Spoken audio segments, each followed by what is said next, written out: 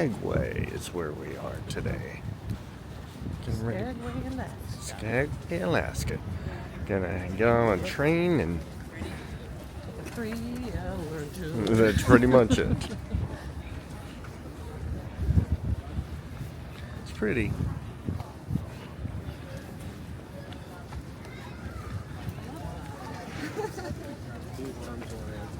Looks like home. It does look like home. I'm not gonna lie. And they have like only 2 or 3 hours of daylight a day. Or maybe like 4 hours. Might be 4 hours.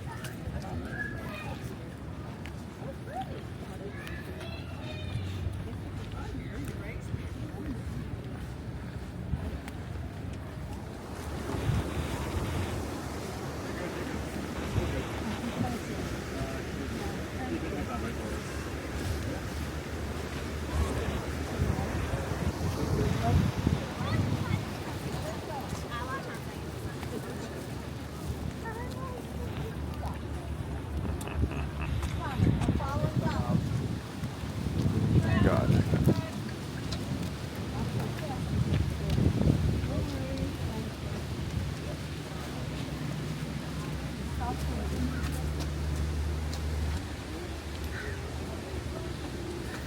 Yeah, this doesn't remind me of Estes Park or Georgetown at all. With the little river.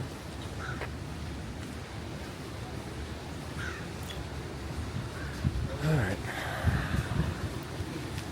We're about to get on the train. Look at that. We're going to get on Lake Octopus. And folks, we're coming up to milepost 5.8, the Denver station. It's a popular flag stop for our railroad because of the hiking trail here. And soon enough on the right-hand side, we'll see a caboose. That was once part of White Pass's rolling stock, but was given to the Forest Service to now serve as an overnight hiker's cabin. You can rent this cabin out for about $55 a night, and you and 5 other friends can sleep rather uncomfortably. Once we pass the caboose, we'll make our first crossing over the Skagway River. Now, there are great views on both sides, but specifically up the valley on the right-hand side, that is the last place there's an old-growth forest. In this region, at least. When the Stampeders came up here, they clear-cut everything for supplies on their way to the Yukon goldfields. So currently the forest that we are seeing is about 100 to 125 years old.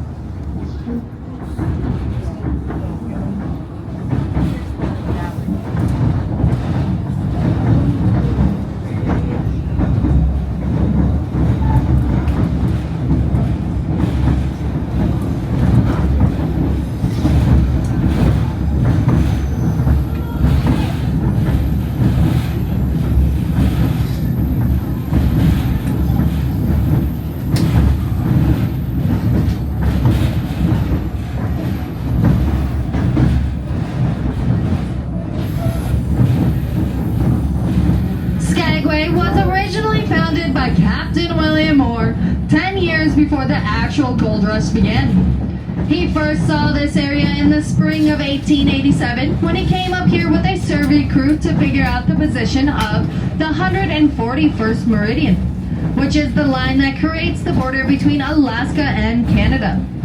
Moore, having been a prospector and adventurer himself, knew the possibilities of Skagway when he saw it.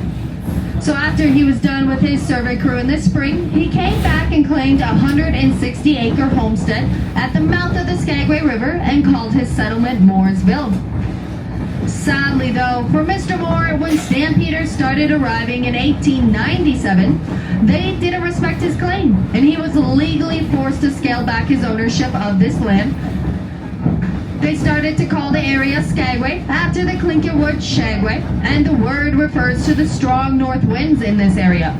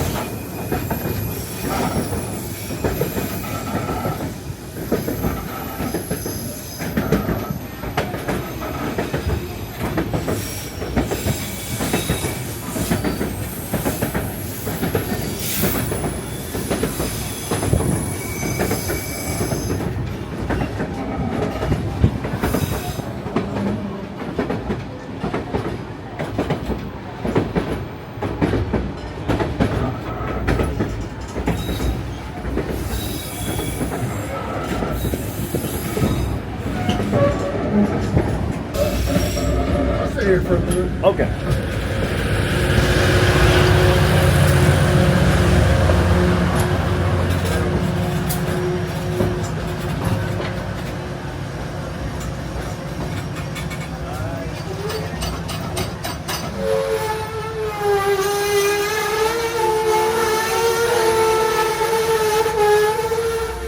Building with the blue roof. It's their customs. Because of the climate.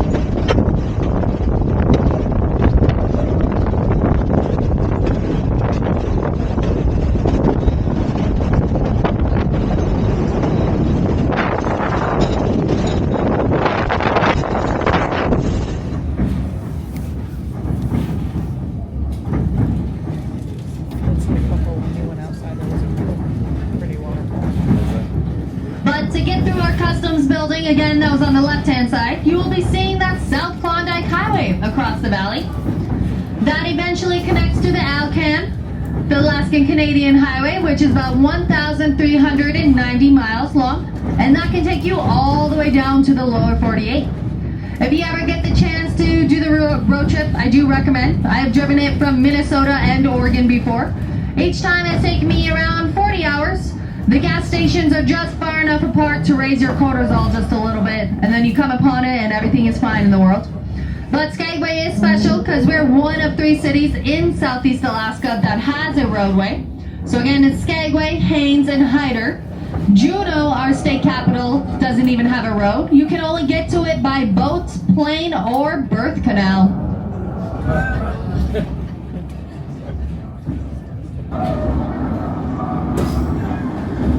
During the height of the gold rush, a trail, a road, and a tramway were all developed to try to ease the congestion of people and pack animals that were trying to get to the interior of Canada. All of these initial ways of transport took months and back-breaking work for the miners until a man named Michael Heaney, an Irish engineer, came along and said that he could build a railroad through this mountain pass. By happenstance, he met 2 investors that were also looking to build a railroad on the White Pass Trail. They initially determined it was not possible, but after meeting over a few beers at the pub with Michael Heaney, they were convinced. Michael Heaney began construction in 1898, and by the end of the project, he oversaw about 35,000 workers. The majority of those workers had never built a railroad before, let alone endured such hard labor, as they were clerks, farmers, lawyers, to even doctors. So injuries were frequent because of their inexperience, and there was even an on-site hospital, which is saying a lot because, again, we don't even have a hospital in Skagway. But under Mr. Heaney's diligent eye, there were only 35 recorded deaths that actually occurred. And then the majority of those deaths were from illness. But we are coming up to the gravesite of 2 men, Maurice Dunn and Alex Juneau. They were working on a massive overhang when blasting was going on, when a boulder came loose and crushed them instantly.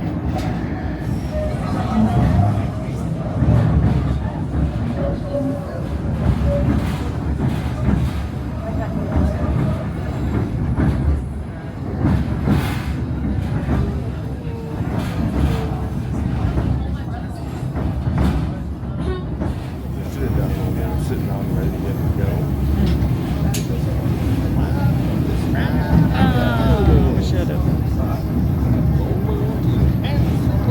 I should have brought my that hat. Those ears on it.